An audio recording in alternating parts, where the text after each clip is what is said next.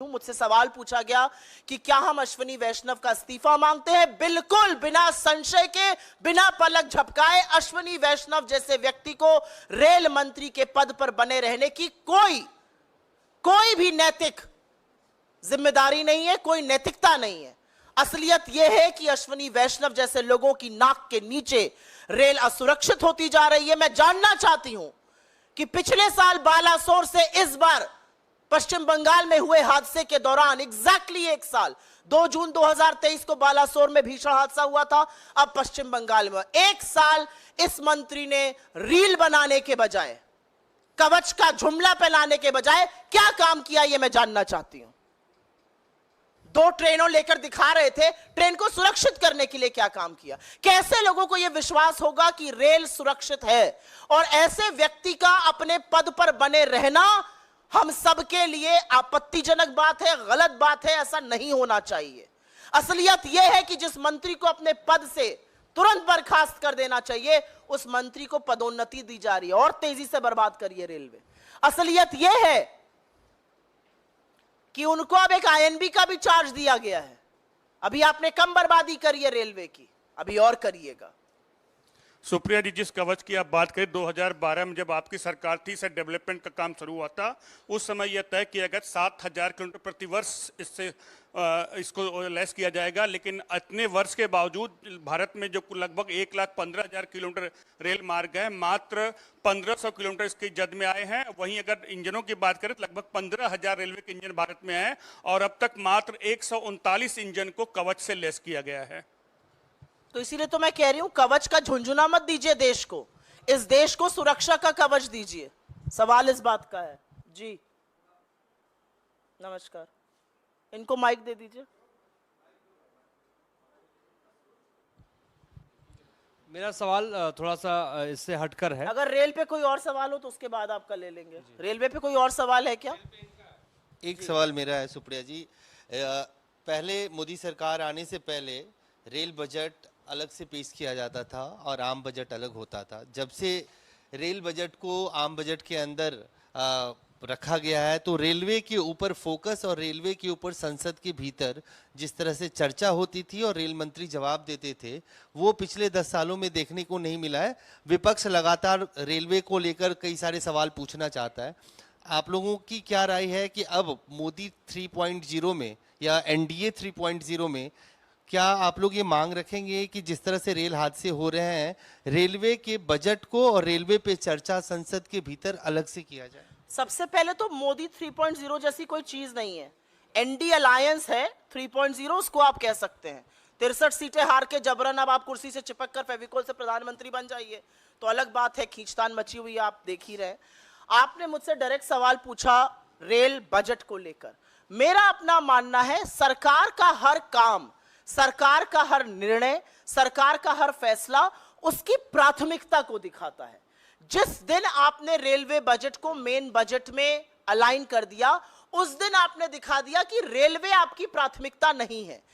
वो एक आवागमन का साधन जिससे हिंदुस्तान की सबसे ज्यादा जनता चलती है, जो करोड़ों लोगों को रोज प्रतिदिन एक जगह से दूसरी जगह जो आवागमन का साधन पहुंचा रहा है, वो आपकी प्राथमिकता नहीं है। और तभी आपने उस बजट को मर्ज किया।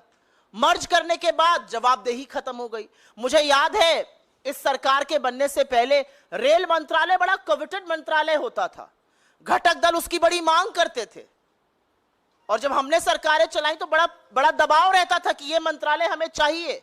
आज ऐसा क्यों नहीं है? क्योंकि सरकार की प्राथमिकता नहीं है। आज रेल मंत्री आईटी और इलेक्ट्रॉनिक के भी मंत्री बने हुए हैं, आईएनबी के भी बने हुए हैं, महाराष्ट्र के प्रभारी भी बने हुए हैं। तो भैया वो रेलवे कब देखेंगे? तो ये सरकार की प्राथमिकता, ये सरकार की रेल के प्रति जवाबदेही, ये लोगों की सुरक्षा, लोगों के आवागमन के साधन की प्राथमिकता सरकार की दिखाता है। सुप्रिया जी, मेरा सवाल है कि एनडीए की सरकार बनी है, लोकसभा का विशेष सत्र शुरू होने वाला है, स्पीकर को लेके लगातार बैठकें एनडीए की चल रही हैं, तो क्या कांग्रेस पार्टी डिप्टी स्पीकर पद की मांग कर रहा है?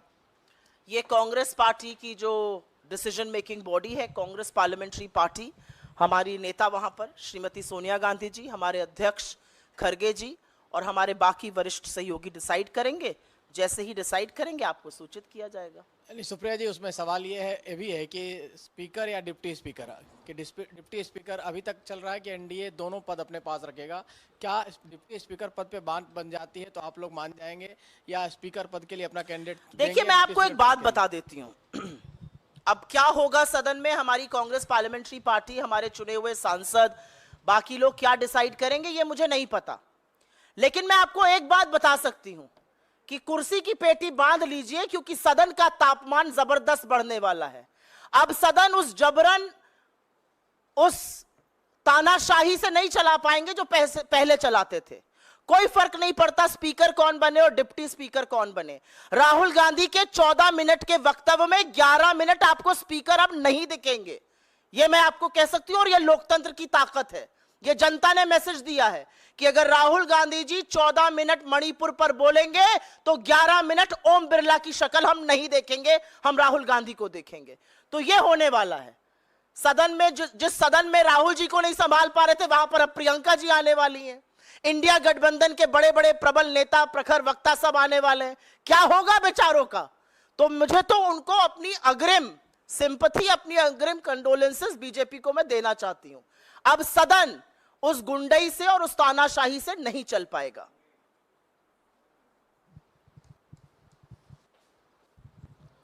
मैम, मेरे 2 सवाल हैं। जी। एक, राहुल आपका तो गांधी एक ने, कभी होता ही नहीं है। जी मैम, एक तो कभी आपका होता ही नहीं है। जी बताइए।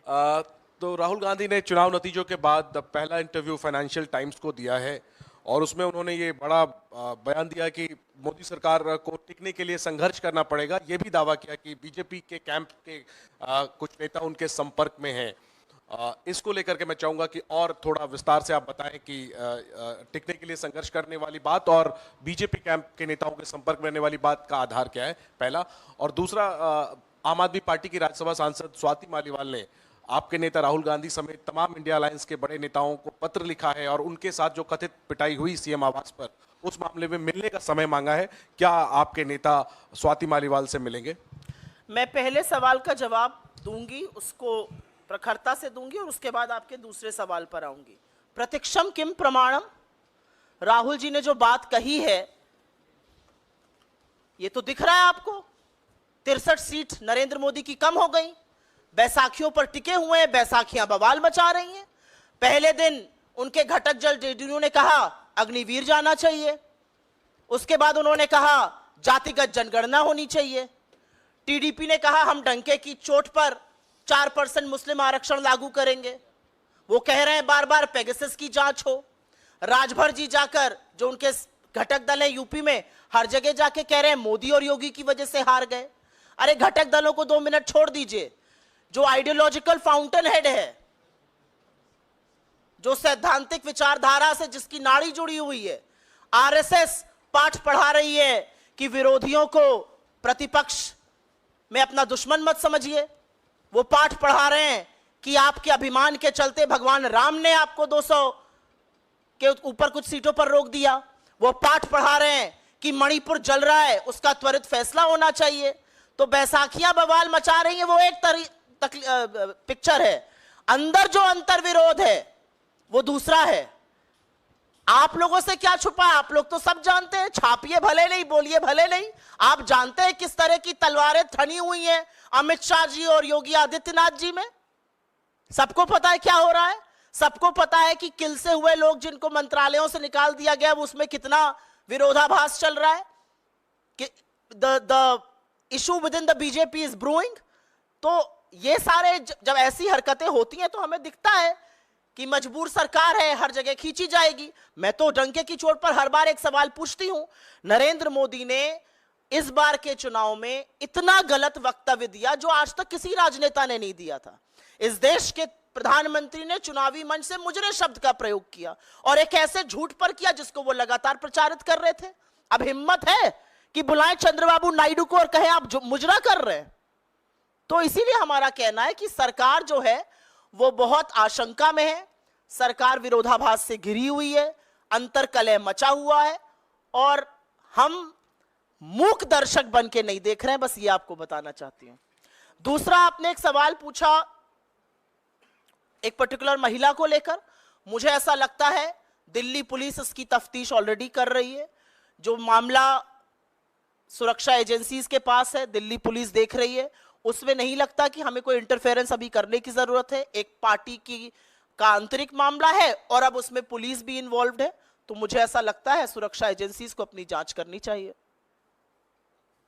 Supriya ma'am, one question on the EVMs, because now the FIR copy has, we have accessed that FIR copy, and I would like to quote what is being mentioned in that particular copy, as it has stated that Mangesh Pandilkar, who is an alleged kin of the candidate of Shiv Sena, he had used a mobile phone within the counting center, which was of the Encore operator, of who is the EC official, and for that reason, many of the leaders within Maharashtra Congress as well as NCP, Sharad Pawar's NCP, they are demanding that even the CCTV footages should also be checked. So what's the official stand of the Congress party regarding this? The official stand of the Congress party is that the EVM is a black box.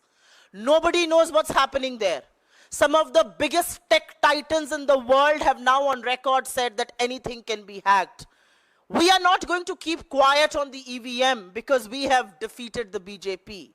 We believe that in a democracy like India, if even one voter has a doubt on his or her vote, we need to address that concern. And we will take this discussion, we will take these discrepancies, we will take this discussion to its very, very logical end. That's our stand. Thank you. बहुत बहुत धन्यवाद आप सबका.